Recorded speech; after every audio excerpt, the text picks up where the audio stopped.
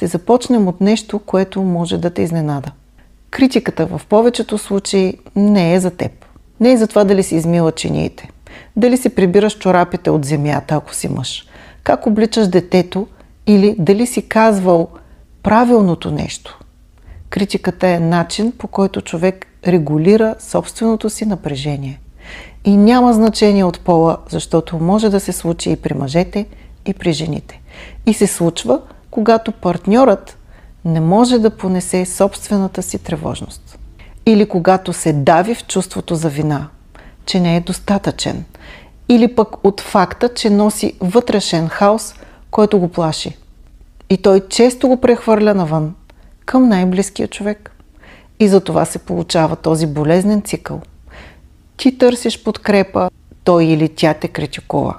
Ти споделяш нещо лично, той те поправя. Ти се отваряш